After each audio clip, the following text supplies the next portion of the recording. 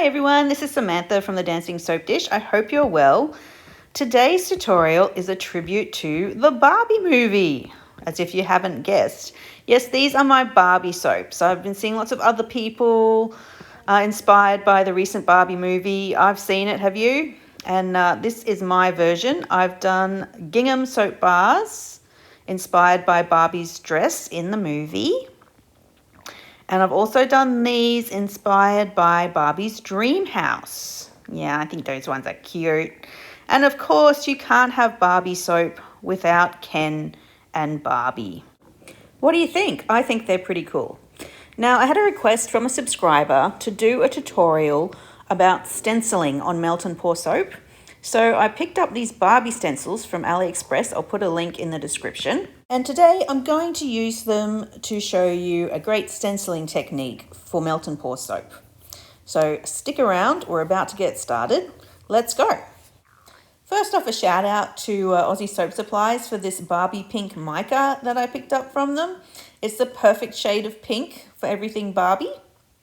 First up, I'm going to make my gingham soap bars just because they require a few extra steps. I've laid out 3 mosaic tile silicone molds and I'm busy filling up the square sections with white melt and pour soap and then a dark pink melt and pour soap and then another pink somewhere in the middle of the two. I do have another full gingham soap tutorial on my channel. If you want to have a look at that, check out the mosaic soap playlist. It'll be in there. So basically I just need, like I said, a dark pink, a white and a colour in between. I've used 25 grams of melt and pour soap base to fill up each square section. And I'm spraying with isopropyl alcohol to get rid of any bubbles. Next up, I'm using this arched door silicone mold for my Barbie Dream House inspired soap bar. I'm going to tint approximately 50 grams of melt and pour soap, Barbie pink. I'm also adding rose geranium essential oil, which is what I'm scenting my soaps with. It's a really pretty floral fragrance, perfect for Barbie. And I'm just mixing in my mica. Don't do what I just did here. I just put my mica in dry, which makes it incredibly hard to mix in. You really should mix it either with your fragrance oil or some isopropyl alcohol before adding it to your soap. It really does help it sort of combine much easier. Now I've got my door frame and I've also got my mosaic tiles ready to go. I don't need the whole of this mold. I certainly don't need the door, so I'm just going to cut the door out and then I'm going to use that, chop it up and use it to do a second arched frame. So I'm also going to cut off the bottom columns just so that I can shorten the arch to meet the size of my soap mold. So like I said, I'm just going to chop up this door so I can use it again. I also had some leftover soap from when I poured this door, and this way I'm just making sure it's the same scent and the same color. Both arches will be exactly the same. So that's why I'm remelting this soap and using it again. So there we go. I'm just going to fill up this mold again and I'll be able to make a second arch. Now it's time to assemble the gingham pattern. So I like to work diagonally in the mold. Basically each of these squares is 1 centimeter by 1 centimeter, and this is a 6 centimeter by 6 centimeter cavity square mold. So I'm able to put 6 by 6 or 36 tiles into this cavity perfectly. There's no gaps around the edges, they fit spot on, and I'm assembling them in a gingham pattern. So basically I'm going to use up all of the medium pink squares and half of the white and half of the dark pink, just using my alternating gingham pattern there. I'm also using a bamboo skewer as it helps sort of position the tiles if need be. Making sure all of those are pressed down. And the next thing to do is put a thin layer of soap over the gingham pattern in order to seal it into place. I don't like pouring the whole bar on top because I find the weight of the soap pushes it into the gaps in between the tiles, and then you can end up with a mess. So I'm just going to put 10 to 15 grams of very hot soap on top of each gingham pattern. That hot soap will sort of melt into the top layer of those tiles. It will keep them all together, and it will basically seal the design. Then I can pour the rest of my soap bar on top of it later, and I won't have to worry about soap seeping or being pushed in between the tiles. Okay, now it's time to do my base bars. So basically the majority of these bars will be pink.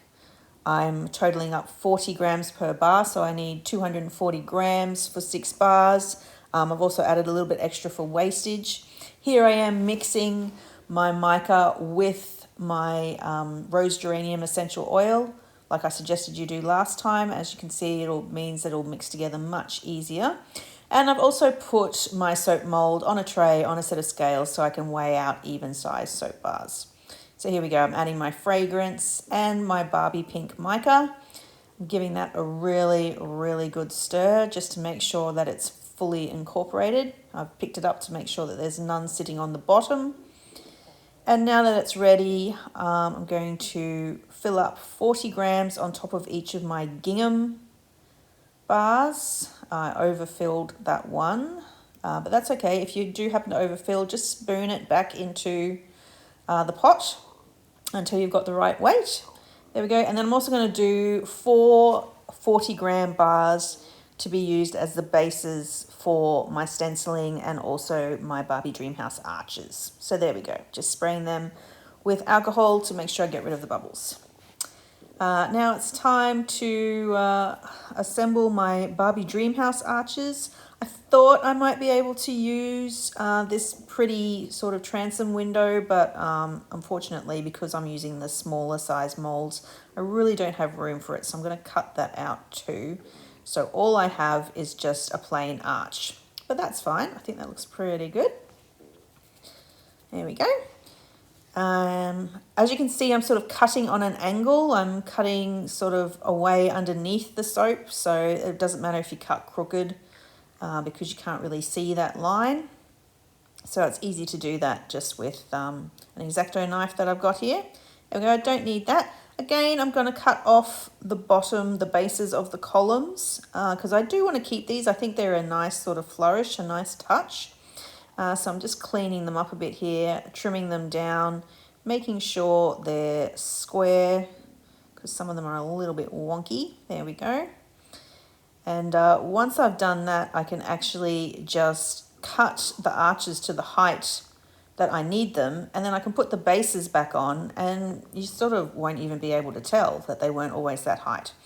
Okay, my base bars are set now. I'm just going to pop out the 4 that I'm going to stencil, trying not to disturb the gingham bars. I'll leave them in there. There we go. So I have 4 bars here. I'm getting ready my stencils. So first of all, these plastic stencils, they stick quite well to the soap, so I'm just pressing them down. For this Barbie word stencil, really all I want is the B, so I'm just positioning the B in the center there. I've got a little bowl here. I'm putting in 2 mica spoonfuls of pink mica, and then I'm putting in vegetable glycerin. So vegetable glycerin and isopropyl alcohol at a ratio to 2 to 1. So I did 6 drops glycerin and 3 drops alcohol. I'm using a lip gloss brush to mix this all together. I need a little bit more moisture. There we go. I find the lip gloss brushes are really good just for stirring and also for applying. I'm also using a finger sponge, which is a little sponge here, a little rounded sponge that is normally used for stamping and card making. But what I'm doing is I'm using it with my mica to get a really nice, even application of my mica paint on top of the soap. I'm just dabbing it here. I've got it on fast forward, and so it doesn't actually look like I'm dabbing, but I am actually dabbing and sponging. I'm just going to straighten up good old Ken here. I do also have another tutorial on sponging mica paint onto soap. You'll find it in my Tweak of the Week playlist. So I'm basically combining that technique with a stencil to do this stenciling here. I'm just, I've got a bit of blob of mica on my sponge, so I'm just trying to wipe it off because I don't want it stuck in the middle of Ken's head. There we go. I've done one coat of that. I'm going to pop it aside to dry. And then I'm also, this one's a little bit tricky because I just want the white outline of the bee. So I'm going to stencil just around the bee, and then I'm going to carefully pull off my stencil and fill in the gaps and fill in a little bit more around the bee, and then use my sponge to sort of even the colour out. There we go. If you have any parts of your soap where you've got mica on it that you don't want mica, you can actually use a clean lip gloss brush dipped in isopropyl alcohol just to clean up any spots that need a little bit of tidying up. I'm just wiping it here onto a paper towel, making sure I keep that wand clean. There we go. And now I have a Barbie bee. B for Barbie. There we go. I think that looks pretty good. And then I'm going to put the arch over it like that. I got a little bit of a spot down the bottom, bit of a gap, so I'm just going to even out that paint. There we go. All right, just cleaning up this stencil before I use it again, just with a damp cloth. And now my last bar of soap, which will get another bee, just centering it so I know it'll look good. And I'm just going to apply a nice even layer of my mica paint with my finger sponge, and again just filling around the bee very carefully. So I've got my beautiful Barbie bee logo, and just evening up the paint with my finger sponge. It's very easy to do. There we go. Cleaning that up on the side there. All right, just checking to see this is dry. When it's dry and not before, you can add a second coat if you feel it needs it. If you try and add a second coat while it's not dry, you'll just end up picking up the first coat and making a mess. So there we go. That's a little bit darker now, a little bit more even. Just adding a little bit of moisture because my paint, I'm running out of paint and it's starting to dry out. So I'm just adding some alcohol to wet down that paint. There we go. Looking pretty good around my bees as well. I have run out of paint. I mean, I probably would maybe do another coat around those bees, but for the sake of just showing you how it works, I think they're fine for the moment. All right, now it's time to cut my arches to size. I'm just doing one final tidy up of these column bases. And then I'm going to just position them alongside the soap bars and just eyeball where they finish and put a little mark on my column with my knife, and then cut the columns off at that point. So I'm going to put my soap back in to my mold. I'm going to put my arch in and then my bases, and just check that they fit together in a way that makes it look like they've always been that way. There we go. That looks pretty good. And then I'm going to pour a layer of clear over these to keep them in place later. So at the moment, I'm just lining them up. Again, I'm going to cut this one down. Very easy to do. Like I said, I'm not measuring exactly, I'm just eyeballing it. I find they're pretty forgiving. There we go. Just going to add a little bit more paint up the top. because I think it's just a little bit short. And while that's drying off, I will check out how Ken and Barbie are going. Let's just pull these stencils back. There are a couple of areas. Sometimes the stencil sort of, you know, works if there's a little gap between the stencil and the soap. There's like capillary action and it sort of draws the paint into the gap. But as you can see, I can clean them up quite easily with this brush dipped in the alcohol. So it's nothing to worry about too much. Just giving Barbie and Ken sort of the final piece of cleaning up. Here they are. So I'm going to put these back into the soap mold too, being very careful not to smudge the mica with my fingers as I do so. There we go. My Barbie dream houses are also ready to go. And the next step is I'm going to put a layer of clear over Barbie, Ken and the dream house soaps. So I'm just weighing out a good 20 to 30 grams per bar. I'm using ultra clear soap base, so hopefully you'll be able to see straight through it to the beautiful design underneath. Just scraping away some bubbles that are on the surface here. I don't want them in my soap. Okay, so I'm going to weigh out probably a good 20, 25, 30 grams. I'm using the spoon so that the soap isn't poured directly on top of the mica paint. Like, even though it's dry, and it does need to be fully dry before you pour the clear section, I don't want to pour the soap directly onto the mica paint because I run the risk of smudging it or moving it, sort of thing. So I'm using the spoon to sort of break the fall. Here we go. I've filled up the Barbies here. Barbie Dreamhouse soaps, and I'm going to go back with what little I have left and pour it over Barbie. It's just starting to seize up and set on me, which is unfortunate.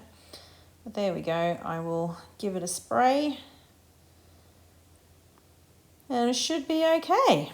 All right, I'll wait a couple of hours for those to set, which I have now done. And they are ready for demolding. Let's have a look. Here are the gingham bars. They look amazing. Here are the Barbie Dreamhouse ones. And there's also Ken and Barbie as well. I am really happy with these guys. I hope you enjoyed watching this tutorial. I hope you love the Barbie inspiration and can see how stenciling using any type of stencil can easily be achieved on melt and pour soap by just mixing up your own mica paint and using a finger sponge to dab it on. I feel like these soaps are very reminiscent of the movie, and I think these are just great. All right, thanks guys. Don't forget to like and subscribe if you love what we do, and I'll see you next time. Enjoy.